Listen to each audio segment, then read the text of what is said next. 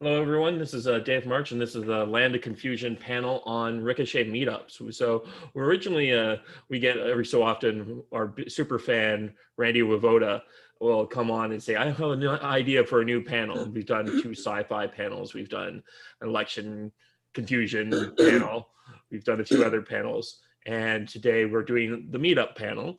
And he wanted to be desperately here. And then he came down with a heavy flu. And so he's not here. I bet. And he's asked Dad, who's in one of the corners here, to pitch in for him. We also have Rush Babe 49 and Melissa Premino. How do I do your last name? Where'd you get the moniker, Melissa? Premonitus is Latin, I think, for be forewarned. Mm. Oh. Okay. So, so this is the Ricochet show by members, for members, where we talk to members. So I'm going to get everyone started off. So how did everyone get to Ricochet? Because I believe, except for Rush Babe, none of you have been on the show before. Pick someone. I'll pick you, Stat. How did you, was the first Okay. one? How did you Well, first I got on on, Ricochet? I got on Ricochet because of my wife. She was a member, or she started listening and then joined. And I'd come into the living room, she'd be at her desk and she'd be laughing. And I said, what are you doing? She goes, oh, I'm just listening to podcasts on this website. You ought to give it a try. I said, what's it called? She goes, it's ricochet.com. I said, okay, send me the link. She goes, I'm not going to send you the link. You can type it in yourself. So that went on for a few weeks. Finally, I came in one time and she was about to bust a gut laughing. And I said, okay, what is it? She goes, this podcast. And she told me about it. So I went to my computer upstairs here in the library, typed in ricochet.com, and I listened to the LoC podcast about the shores of Lake Naboo. And I just about busted a gut when the guys were busting on Star Wars in that line, which it has to be one of the worst lines in a science fiction movie ever, that I just got hooked and I ended up joining. And now I'm probably on 100 times more than she is. She's gotten into watching courses on the great courses. So she seems to be streaming a lot of those lately and not spending much time on Ricochet, but I'm on every morning now. I've got totally hooked early. Then I got hooked on the meetup, starting with Charlotte, where I met Melissa, and been doing meetups since. And we're looking forward to Bourbon Tour, and I'll try not to wreck my car at this meetup like I did in South Dakota. So that's pretty much it. Okay, Rush Babe, how about you? I know you were like one of our first guests, but for those who don't know, how did you get into Ricochet and how did you get into meetups? Well, I got into Ricochet via Hillsdale College, actually. I was taking one of their online courses, and I think it was Western Civilization. And one of the Hillsdale faculty who gave a lecture was Paul Ray. And I was reading his bio, and it mentioned something that he posts on ricochet.com. I had never heard of it. So I, typed in ricochet.com, and it took me about 5 minutes to decide we want to be a part of this. So I can remember this was in December of 2012, and I ran out of the room where I'm in now and I hung over the banister. Ray, you got to join this website. So, we both joined. We have 2 separate memberships. Okay. And I don't know. I guess I got into meetups when 10 Cents actually notified me that there was going to be a Seattle meetup, like 2 weeks after we joined. And so he put me in touch with, I don't remember who it was that organized it.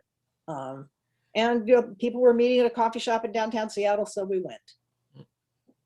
And we really enjoyed all the people there.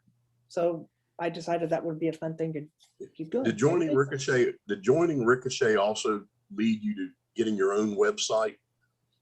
No. Okay, I so had my totally own separate. blog from like 2009. I didn't do much with it. I really started to do things seriously when we got back from Hillsdale in July of 2010. And in fact, I just now got a notice from WordPress congratulating me on my 11-year anniversary. That's kind of a new thing that WordPress does. They recognize when you started your blog. So my blog is now 11 months old, or 11 years old. Wow. That's pretty good. Okay, Melissa, how did you get involved in Ricochet, and where was your first meetup, I guess? Let's see. I first got involved with Ricochet probably back in 2007. Mark Stein and Jonah Goldberg and those guys were doing a telephone party call. It was a party line. It was absolutely horrible because they would, I think you called in at a specified time, and then you listened to the guys talk, and then at a certain point you could ask a question, and if they chose your question, they would answer it and you'd get a chance to talk to Mark Stein. And I was always too embarrassed, of course, to ever ask a question. So it felt kind of silly. I'm standing there with the telephone and the line, the cord on the wall and everything, because it only worked with landlines. So it was a while before they started the website, and then I lurked for a long time, and then I finally took the leap and I jumped in. And shortly after that, I went to the first meetup, which was the Great Las Vegas meetup. That's where I met everybody. It was really strange because it was the first time that I ever even thought about flying across the country alone to meet a bunch of strangers. And when I told my family what I was doing, they said, "So how do you know these people?" "Oh, I met them online." And they were like, "Uh-oh, she's going to Las Vegas to meet a bunch of people she met online. She's not coming home again." But it kind of started a passion for meetups, because they really are lovely. I mean, I met Doc J, and I met the lovely Rush Babe, and I hadn't met Stad yet, but just everybody there was fantastic. And the amazing thing was that nobody looked like the people I had imagined. They're all great writers, but they didn't look the way that I imagined them to. So it was just a really person. Yeah. And the other thing is that I started to write after that. I stopped lurking and I just started writing. I haven't written in a while because I've been real busy with Michael Ramirez, the cartoonist, but yeah, I mean, the meetups are fantastic. I love them. So, and I started ricochetmeetup.com. We did that for many years, and Randy helped me with that right away. And then eventually, I got too busy to run it, and Randy took it over. He is fantastic. I mean, he is like a great meetup guy. I absolutely love him. He's been fantastic all the way. Okay, well, I'll go into my brief story. Like, I've been doing the show, and we're up to like nearly 60 episodes so far, and we've done, like I said, panels and individuals. And I think Rush Babe was the first one who said, this no, it was E. Herring, sorry, who said something to the effect of, like, this is basically your show. It's just a mini meetup every week. And she likes it for that reason. And but I have been to one official meetup where I was coming down to Columbus for a convention from Canada, and I mentioned that on the meetup group, and people were like, "Oh, well, let's put together a meetup." And like within a week, there was like 10 people. I was meeting with 10 people at a restaurant in Columbus, which was really nice. Met Skip Solm, his wife, and he was still moderating at the time, and a few other people. So you were mentioning, Melissa, that the great meetup in Vegas. What was that like? This was the first official meetup? No. Actually, I think Rush Babe did one of the first official meetups, and she'd probably want to tell you about that. The Las Vegas meetup was really big. I think there were about 35 people there. And it was a whole weekend meetup, which was really nice. I mean, it was special for me, but it wasn't the first one. It was just a really great one. I think the Vegas one was the first national meetup where we had people coming from multiple states. And I mean, Las Vegas isn't quite the center of the country, but it's more central than, say, the West Coast would be, or the East Coast for that matter. It's easy to get to by plane and cheap. Yes. So we drove there. And it was great. We did sightseeing on the way down. We did sightseeing on the way back. And it was great fun. Well, Oh, I know and, that and people Troy, still talk about it. People still talk about that meetup, even at other meetups. I just wished I could have gone because it sounded like it was just so darned awesome. you know, It was a every gas. meetup that Troy Senek attended was a lot of fun. He actually came to the up here near here. I'm in Charlevoix, Michigan, but he came to the Mackinac Island meetup for the weekend, which was remarkable because he drove all the way up from Nashville to it. And I mean, he is a lot of fun. He is such a stitch and so funny. But it was in Las Vegas that the great giraffe thing started, which is, it's a whole long story in itself. But from then on, every time Troy showed up, he got something with giraffes on them. Oh, yes. I remember Nashville. That was so funny. I think you got giraffe pajamas. Yes. The first Nashville meetup. Okay, well, Stad, what was your first meetup? Charlotte.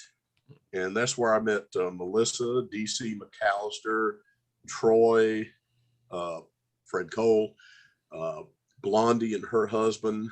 I believe Concrete Vol was there. A lot of other people, and I know I'm going to get in trouble if I leave some names out, but it was just absolutely wonderful from beginning to end. And I remember I was in the lobby when I first saw Melissa, because I really didn't know what she looked like, but I saw someone who was really tall, like compared to me, dragging camera equipment in. So, being an engineer, I can put two and two together. So I introduced myself, then I introduced her to my wife. But that meetup just solidified going. We like to go out of our way to go to it. And now that we're retired, it's even twice as easy to go. And it's just a hell of a lot of fun. And I would encourage people to go. Stop lurking, at least come meet some people if they're less than a day drive away. You never know till you meet someone in person. Mm-hmm. And even if you have different opinions when you meet someone in person, we're really all very nice people to each other, particularly in person. So in spite of any disagreements on positions on issues in a lot of the comments, everybody I met has been wonderful one way or another. So I'd encourage people to come. Yeah, I definitely go along with that. The nicest people you'd ever want to meet. Some people write like crusty old, men. And I don't know if anyone in the audience has met Doc J or remembers him. He hasn't written for a while, but the way he wrote, he sounded like, I don't know, some really old guy. And he appears and he's like this Adonis. He's this tall, handsome, middle-aged man who's very athletic and just very beautiful. And he's huggy. He's like hugging everybody. It's totally the opposite of what I thought he was based on his writing. Yeah, and the two of you guys have never met him. You've probably never met, Stad's probably met DC McAllister. Yes, but I I just have this memory of we were in the Bellagio casino and McAllister and Melissa and Doc J crashed one of their discos there and they let them in for free because they were, God, you want to talk to beautiful people? Oh my God. It was, whoa, really? Yeah. So Yeah, nice Grizz was there too. I think it was her because she's very beautiful. And some guy came up to us and offered us free tickets to go into this bar and you got free drinks. And then Doc, he showed up, he wanted into the bar too. And yeah, that was a great night. All of Las Vegas was great. It was just a lot of fun. Well, that was fun. But DC and I did the Charlotte meetup that we met Stad at. That was another one where Troy Senek was there. Yeah. Yeah. So she, that was a whole weekend. Yeah. That was one thing. Well, one thing I wanted to mention for anybody out there who wants to do a meetup, I have advice, especially if you want to do something for a whole weekend, and that is to plan things ahead and make a little schedule, because an awful lot of people are a little bit nervous about coming to a meetup and not knowing what they're going to do. You know, some people are very adventuresome and they're like, oh, I'll just be there and whatever happens, happens. But the vast majority of people, you know, they want to know that you're actually planning on going to a museum and or, you know, dinner places and things like that. So they kind of have a framework for what's going on. One of the mistakes that sometimes is made is we're just going to meet up and then we'll decide what to do when we get there. And that's actually No, kind that's of a bad scary. idea. Yeah. Terrible, terrible idea. We're all in agreement on that. That no, that's a bad idea. But like you definitely want to find places where you can go for lunches and dinners, and you want to always check with the restaurants, especially now, as to how big a party they can accommodate. Actually, this is a really good segue. The first big meetup that I organized was around a Hillsdale National Leadership Seminar that was going to be in Seattle. And those are usually like 1.5 days. You go there on the first day and there's a reception in the evening and dinner. And then the next day there's breakfast and lunch, both with various speakers. So they were having this one in Seattle. And I just said, this is a really great idea for a Ricochet meetup. So I put a notice on the site. This was long before Randy organized his special meetup site or the meetup group. And I said, here's what it is, and here's where the convention hotel was in downtown Seattle. And Ray and I actually we stayed in the hotel for the seminar because it was easier than driving back and forth 25 miles to Everett. So, and that was really fun. We tend to do that when we go for meetups or seminars. Anyway, we had 28 people. One of the Hillsdale professors came. Dave Carter came for that.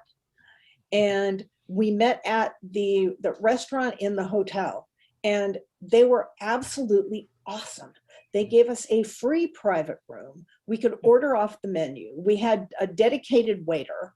The table setup was in a big square, so people were sitting on the perimeter, and everybody just had the best time they'd ever had. And the conversation was really awesome. Larry Kohler came. Foxfire came and brought her 3 kids at the time. She has 6 now. Wow. Yeah. So actually, if anybody's interested, I actually posted video on my YouTube channel. So if you go to YouTube and search on Rush Babe 49, there's a video of that 20th 13 meetup. So I walked around with my video camera, and people told who they were. And so, and it's really not that difficult to organize. Everybody worked on whatever their own accommodations were. I mean, I didn't have anything other than where we were, but it was an absolute rousing success. So it was just great to meet everybody.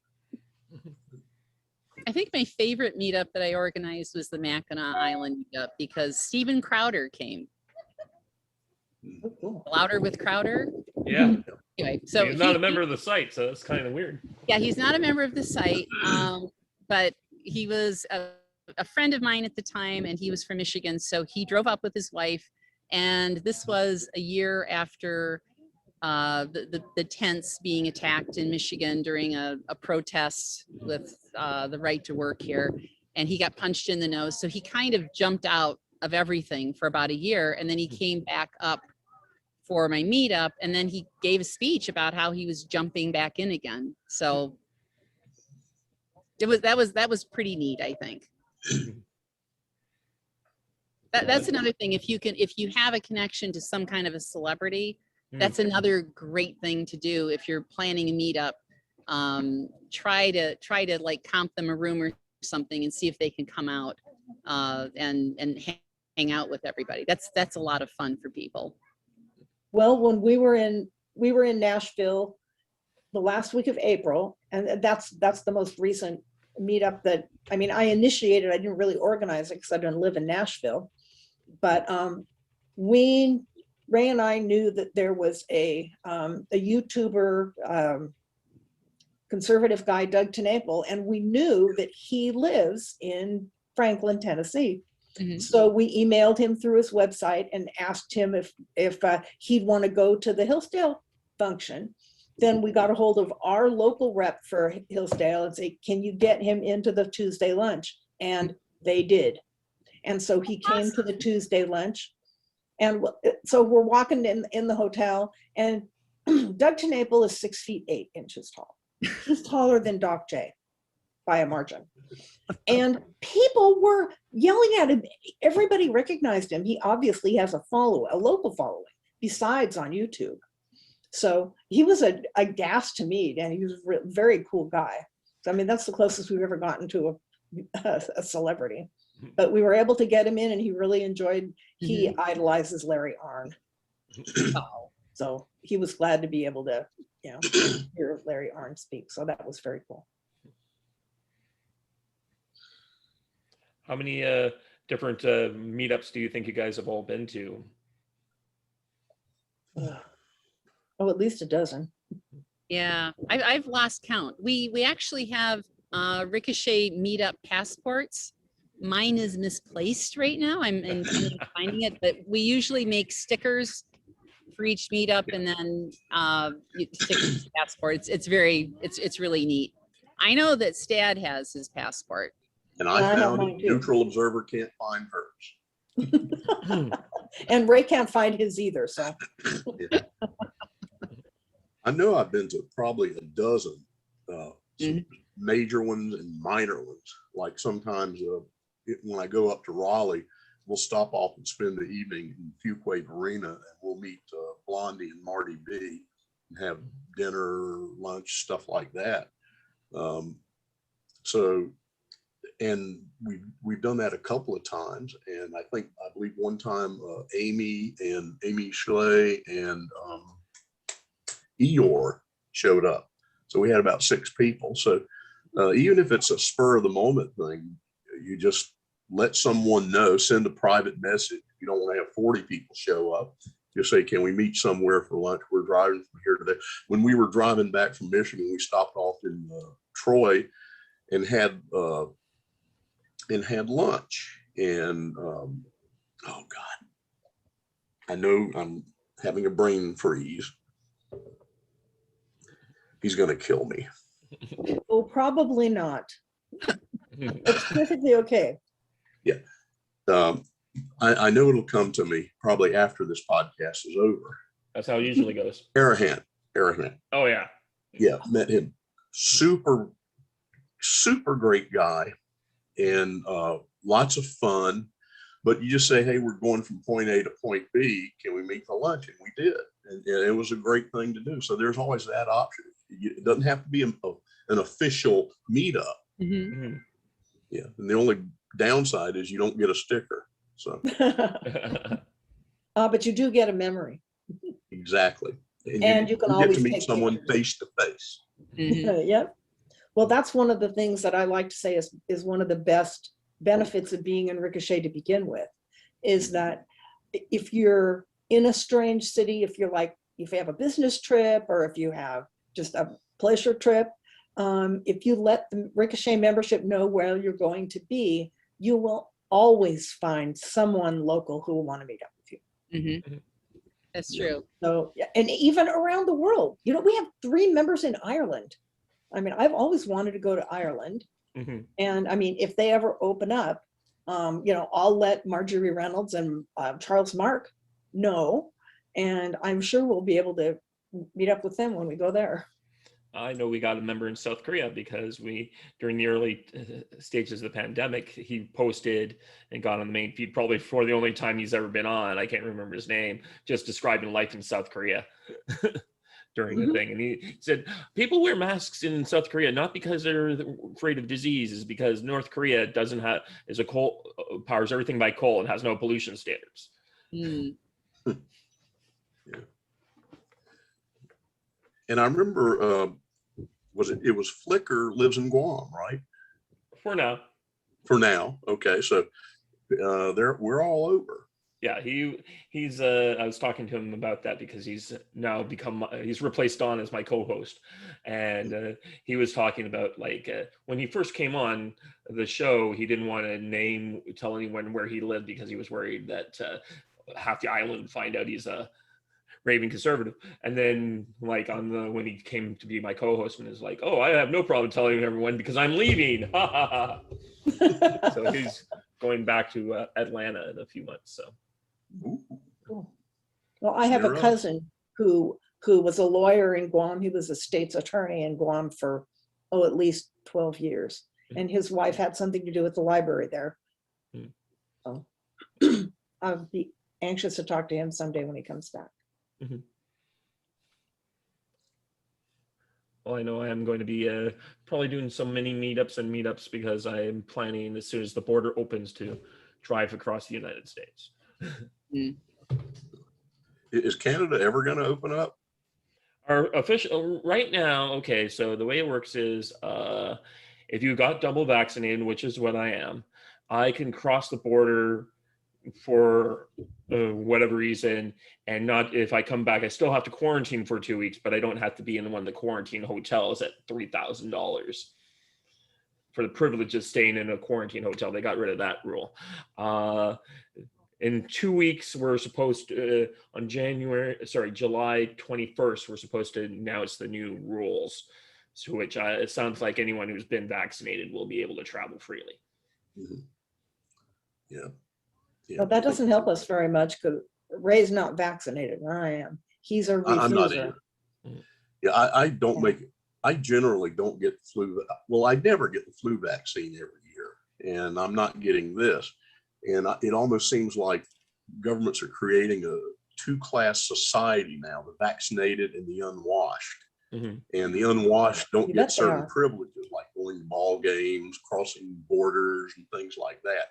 Going on cruise ships, which I think our cruise line wants 95% of passengers and crews vaccinated. Now, how they keep track of that, I don't know. I guess you have to tell them. So, well, in my country, you don't get to tell them because we have public health care, which means that in order to get the shot, you were registered. Yeah. They tied it to my OHIP, so, which is Ontario Health Insurance Plan. So. Okay. Which is why they wouldn't, when the United States offered to open up the border and allow us to come drive across, they didn't allow anyone to do it because they didn't want people not having their registered, having unregistered shots. Yeah. I just keep thinking internal passports for a lot of things. Well, during COVID, provinces were blocking inter-provincial travel. And I think some states here tried that. Maybe they were somewhat successful, but then again, if you want to travel and visit a state and there's no place to stay, like, or if you visit, say, New York, and then you have to stay for 2 weeks when you can probably only tolerate it for 2 days, people aren't going to travel. Well, I'm just glad I live where I live. And the places we've been visiting lately have all opened up. So we just don't have, it was easy for us because we don't have as many big interprovincial roadways or interstates like the United States does. So like there's not like a lot of side roads you can cross different provinces on. Yeah. No, I think we're getting away from the actual main topic. Sorry about that. Oh, there was one? Yeah, we were talking about Ricochet meetups. Oh, okay. So everyone's been talking about the Great Bourbon, Kentucky meetup. Maybe we should talk a little bit about that. It sounds like some people are going to be able to go and some people won't, from the panel won't be able to. But what do people have to look forward to on the Great Kentucky Bourbon meetup? Distilleries. I think that's the main attraction. But of course, seeing everybody again, especially have not seen Melissa in ages, so seeing her again is going to be great. And of course, Rush Babe, are you coming? You're not going to come? As of today, we're not. Oh. But things could change by then. For us, it's kind of mainly finances.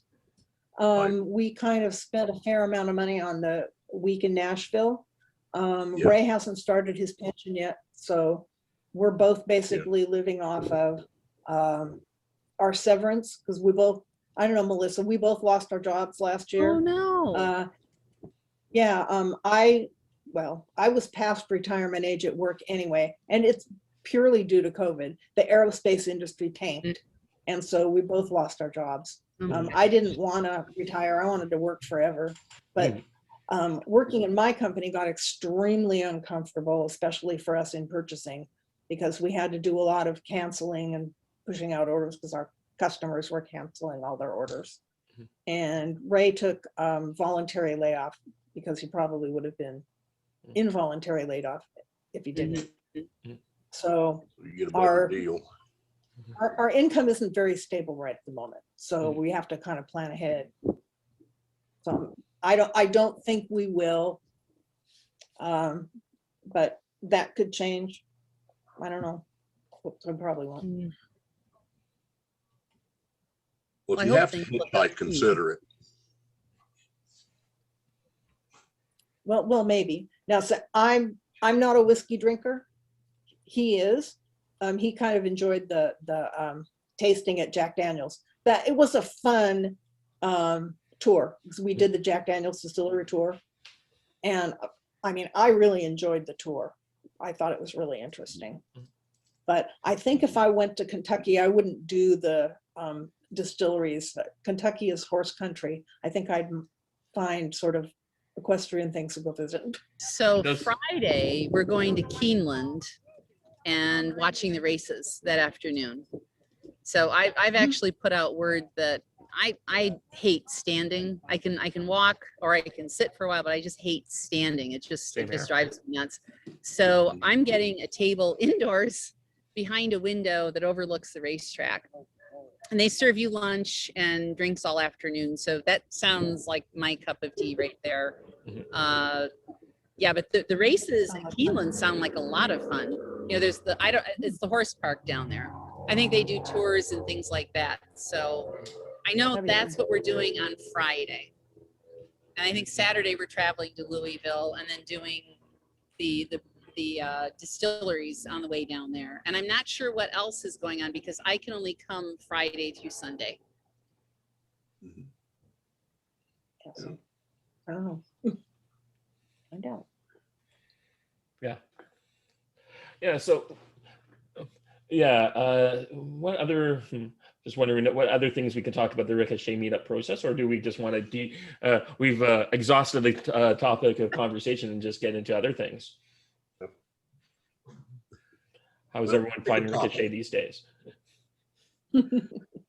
Like I said, I haven't been on it. I've just been lurking a little bit again because I've been super busy with Michael Ramirez and developing his website. And then I've also started a Substack newsletter. I love Substack.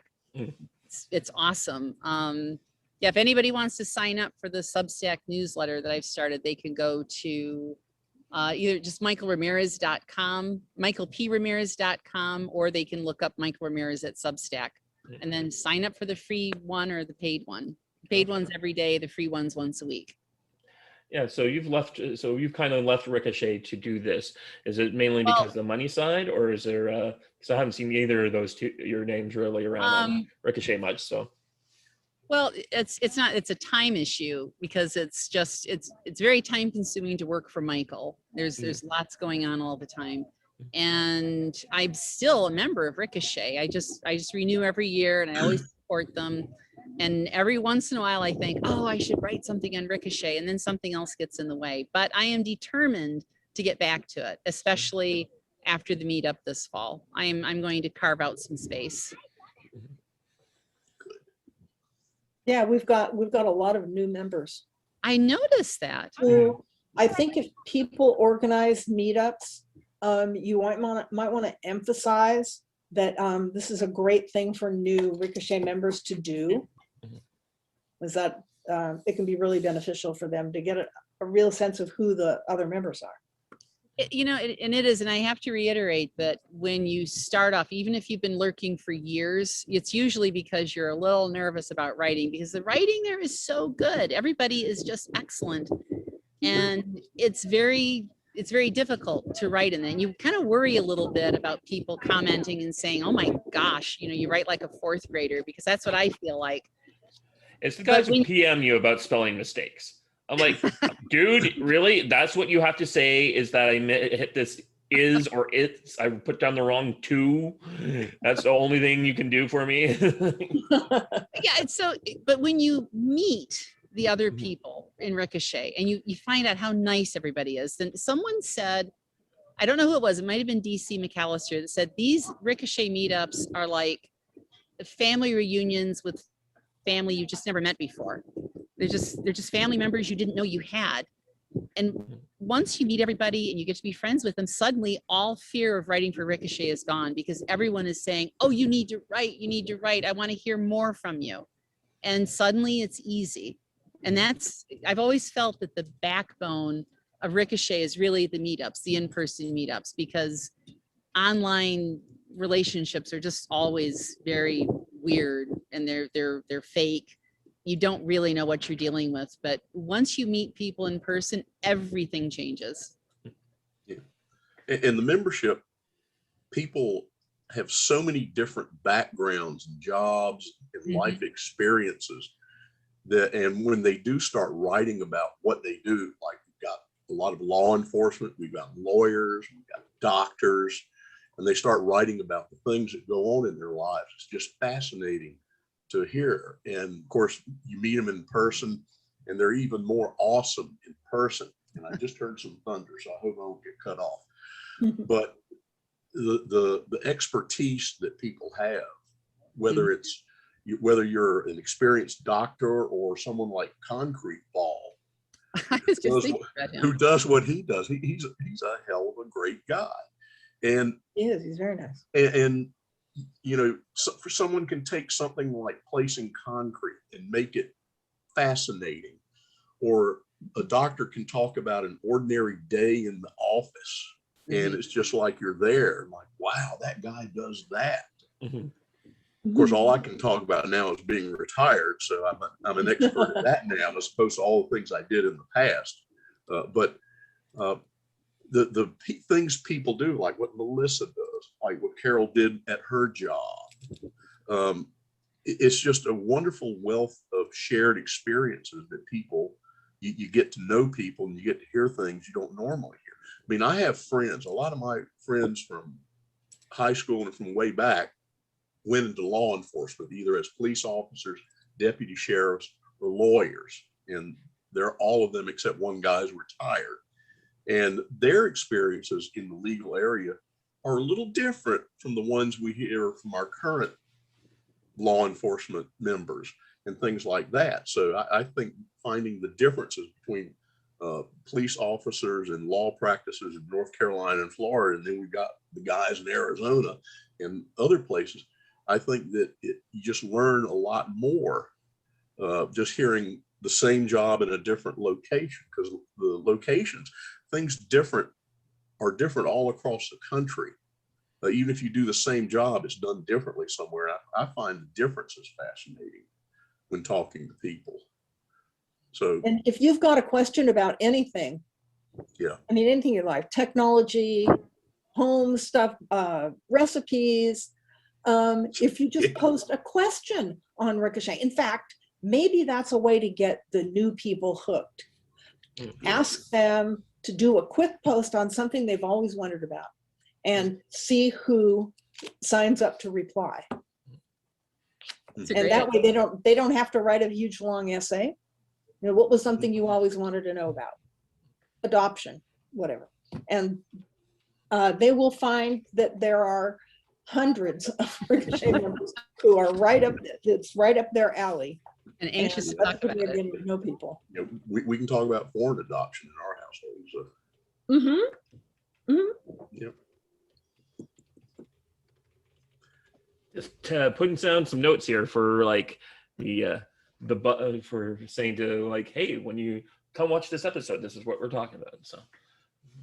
Oh, okay. Yeah, like I do like that idea of having the Q&A there, just trying to get people more engaged. Who of the new members that because they all seem to blur together to me for a while. Who amongst the new members have we noticed that we do want to see more of? That's going to be tough because someone might be an old member, but they're new at posting. So unless they say, I've been lurking for years and now I'm finally starting to post, you don't know if they're really a new member or not. I know I've been enjoying the Bean Guy and all of those, Mark Alexander, those, it's just, I mean, they're just funny. And I've shown Neutral Observer several of those, and she just really enjoys them. And I'm trying to think of some of the other new members, but like I said, I don't know if they're new posting or if they're actually new members or not. Yeah, there are a lot of people who read and like they'll like your post, they'll like your comment, but they've never done a post. I mean, I notice on all of my posts, I look to see who the likes were. That I've never seen that person post, but they always like my posts. So I don't know, maybe we could do a call out. Hey, you. Yeah. So do you take if someone likes a particular post as that is just like their affirmation of everything that that person has said? I've had recently had several situations where I've been on, especially on the Ricochet War thread that I've occasionally posted into. People are like, this person has liked this post. That means that they must agree with them in every single way. I'm like, dude, we just might have thought it was a good point. It's not. Well, not necessarily.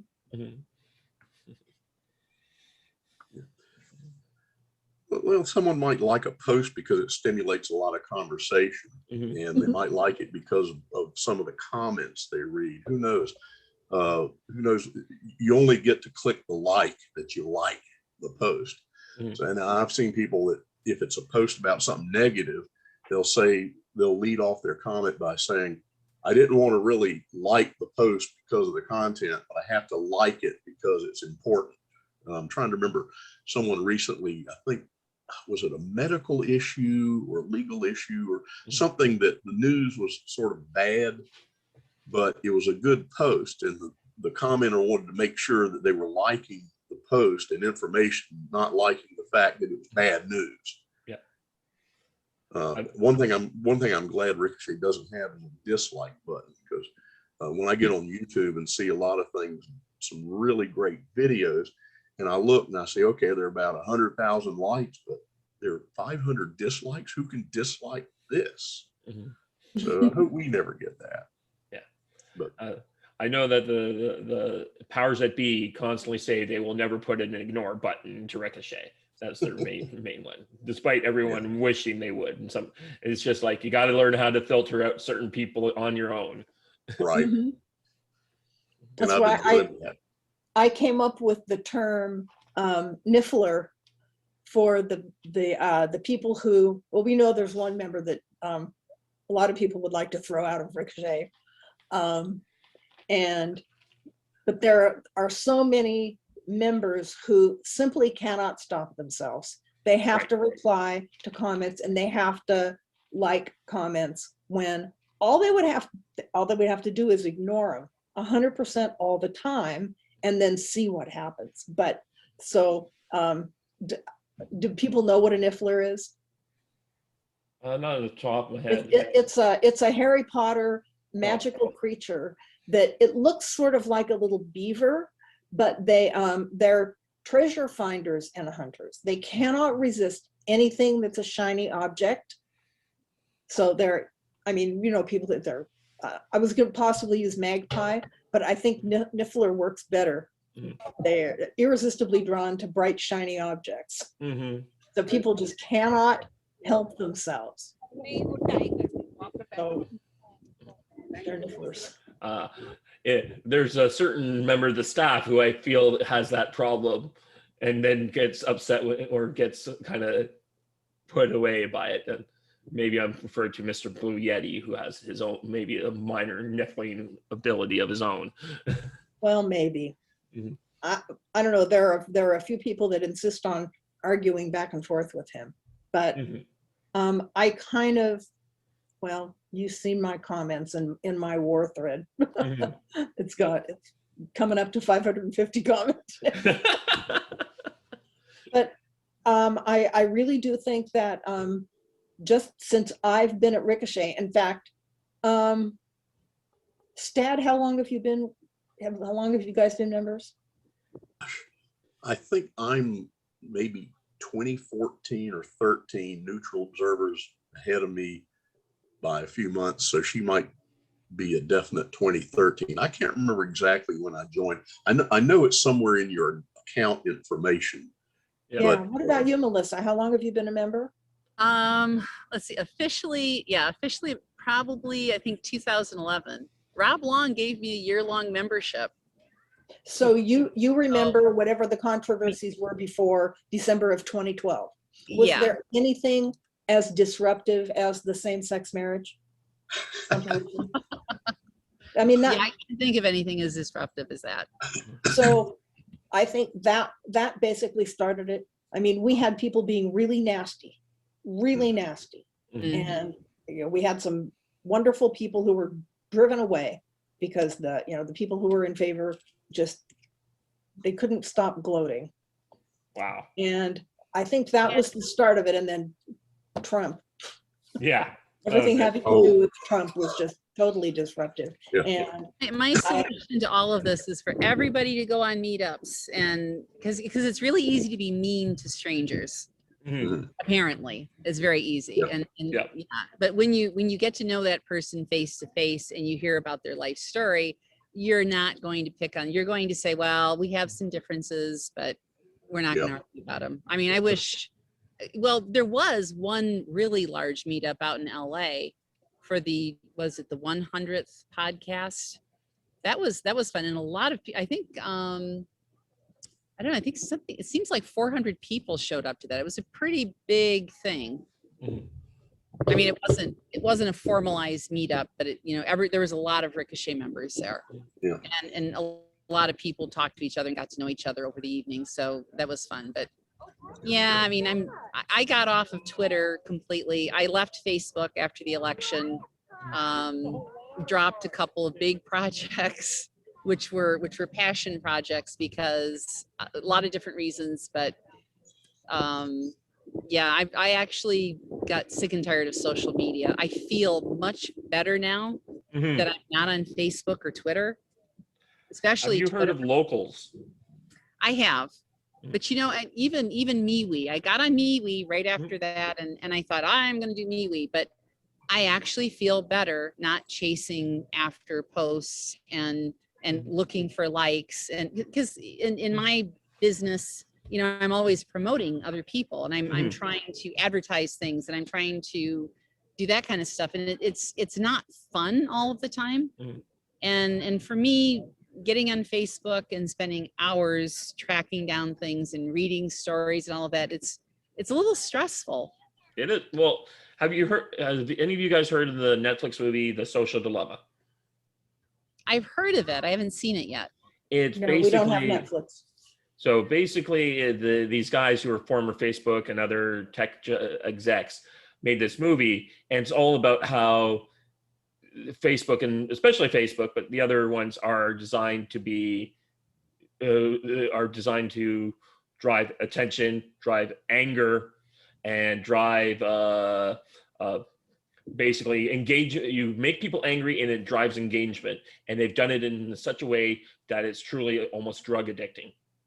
Mm-hmm. And I've noticed that I've cut down way on my Facebook. I only like maybe 5 minutes a day on Facebook. Twitter, I got more hooked back into, mainly because I don't know anyone on Twitter, versus like Facebook when I was just arguing for hours with people I knew and cared about, versus like I can just like things on Twitter and use it as a news aggregator, not getting stupid arguments with people. But yeah.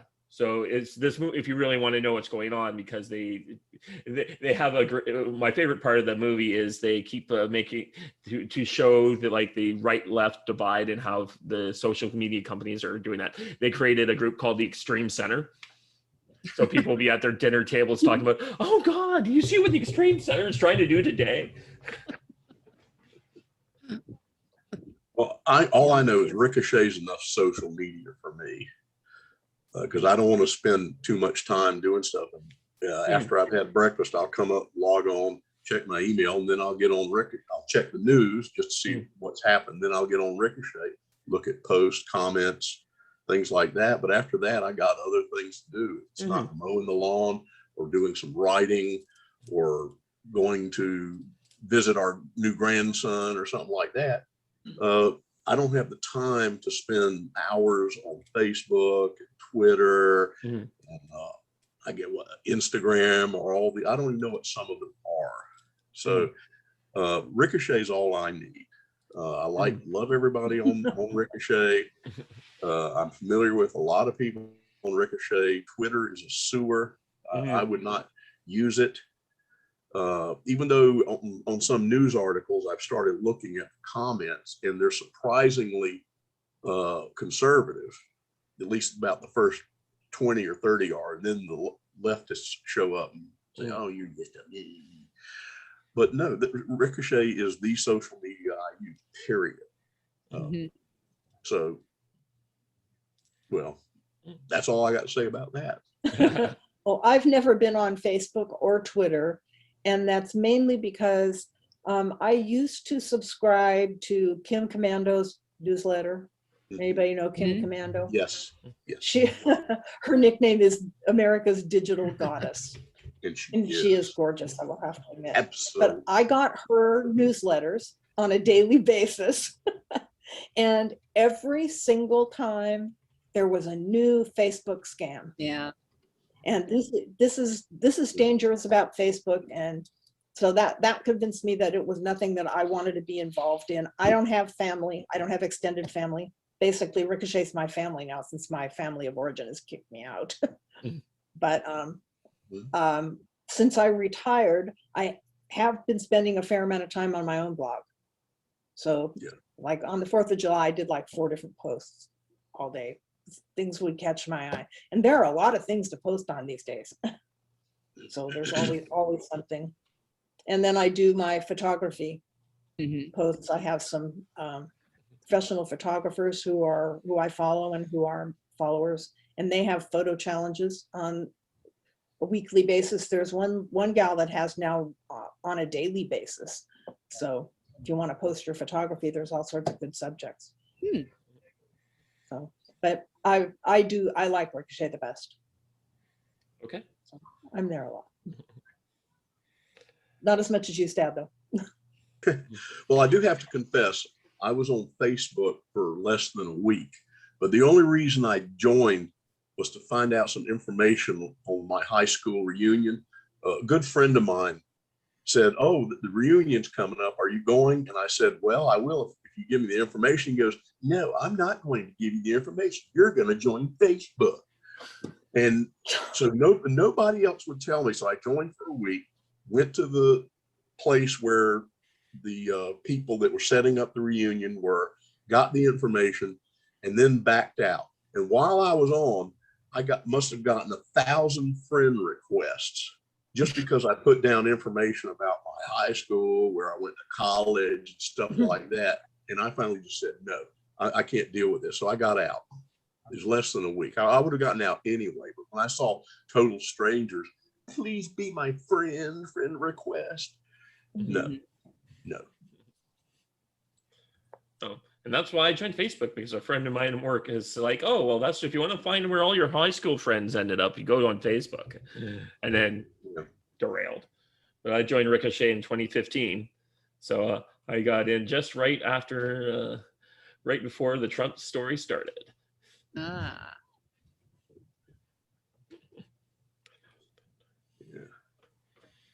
Okay, well, we seem to be winding down to the end of the show. Is there any, I guess I'll ask each member of the panel, is there any place in particular you would love to have a Ricochet meetup in? Go ahead. You go, ladies first. Oh, lately my my little brother has been in Glacier National Park hiking in the mountains, and he's been sending pictures that are to die for. So that is totally where I would love to do another Ricochet. I would love to do like at least a 4 or 5 day Ricochet meetup there. That would just be my dream. Well, we got screwed out of that in 2017. there, we did have the Montana meetup, Mhm. and there were a whole bunch of people there, but the wildfires closed the park. I was there. And Yeah. yep, so nobody knew about it. And yeah, that's another one. I was gonna say great minds think alike.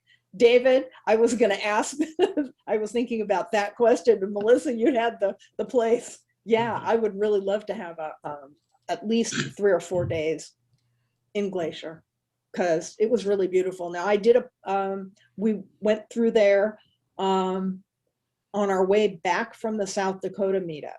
So I did a couple of posts on my own blog where I posted all Oh, my I'm gonna have to pictures. look at those. So if you want to see Yeah, they're those, just, yeah, it's so just go to my heartbreakingly blog. beautiful. I couldn't, well, I could believe it, but yeah, the Montana meet was Yeah, was September, funny. I took a friend there, and we drove. I think we landed in Spokane, and then we drove to Montana through the smoke.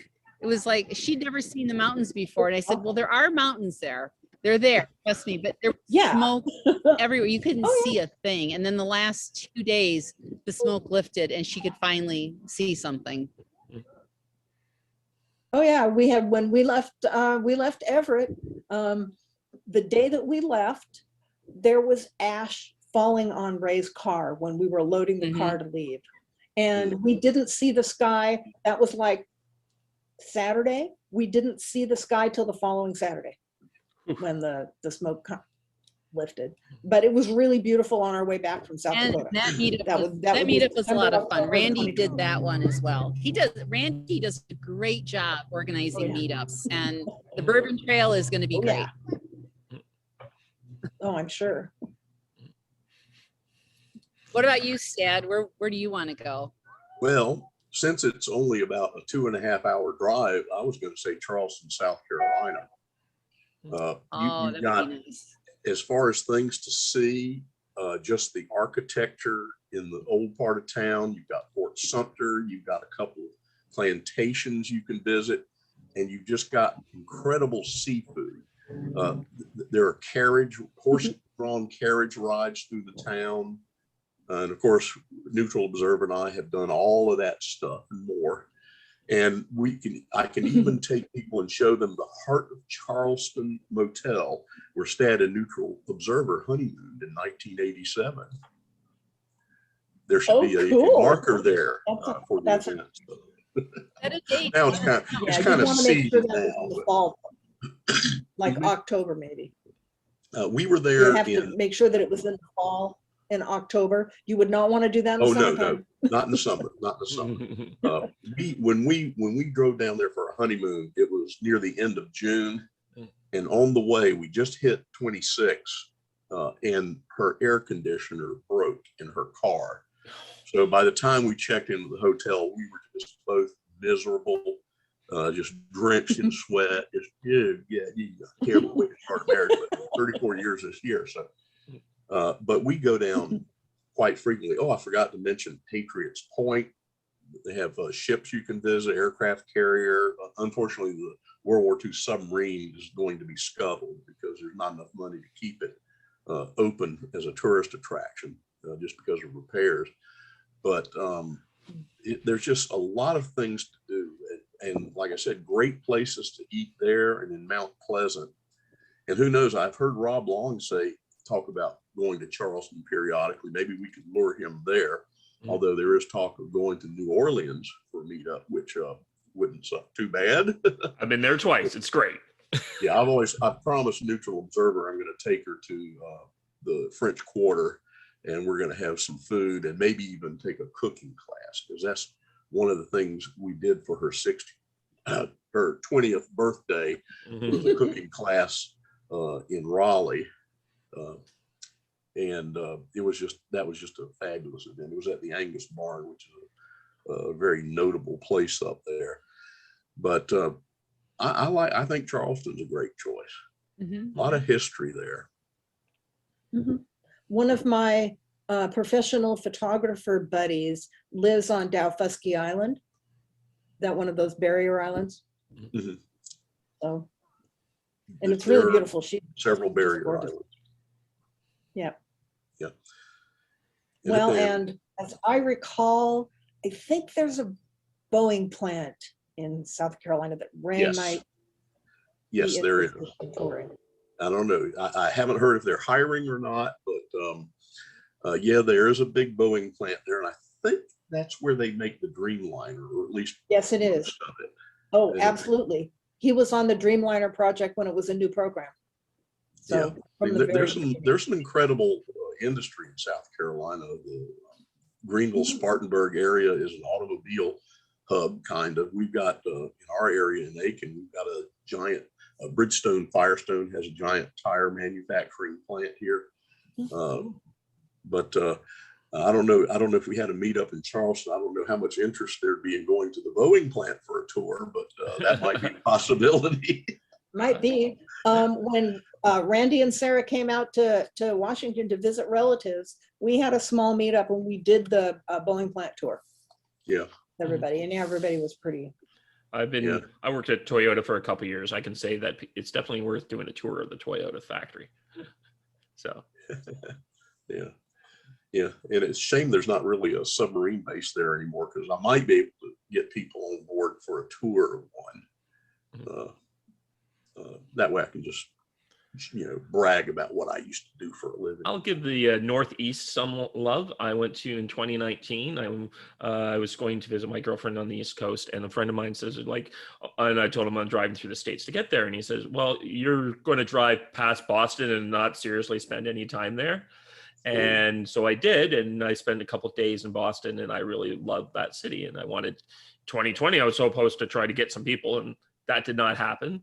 But I do recommend, like, I would love to do a meetup in some place like that, where you got you got seafood, you got like the Constitution, you got the boat tours, and then one of the things I did is I walked all the way from the harbor to Harvard and did the tour there, and yeah, it's a great little place to do. Yeah, Boston's a cool place. In fact, one of the things I did when I was in the Navy, one of the guys in our wardroom was a big Celtics fan, and he had tickets, and we go to some of the games. So I even got to go to an NBA final game in Boston Garden. And unfortunately that game, the Celtics lost. I believe it was the Houston Rockets at the time. So, but still, it was a great place. And then we went there on a cruise. My wife had never been to New England. So we went on a New England, Canada cruise. So we took a trolley tour of Boston, saw all the historic sites from a nice air conditioned vehicle. And that's a great town also. There was a lot of things to see and do, but again, I don't fly, so we would have to drive up. I would drive up there. She could fly if she wants, but it's doable. Well, like I said, I'm going to be driving around, so maybe I'll be getting to do some meetups in hopefully a month or two. That would be This has been great. a great conversation, everyone, and I want to thank everyone for coming, and I want to thank Randy for putting it all together. And as I usually say to most people, I'll see you guys all in the comments on Ricochet. Okay. Thanks for organizing this. It was great. Okay. Carol, Melissa, good to see you again. Good Yeah. to see you. Good to see you, Rush Babe. Next meetup. Okay. Yes. For sure. Bye-bye. Bye-bye. Okay. Bye, everybody.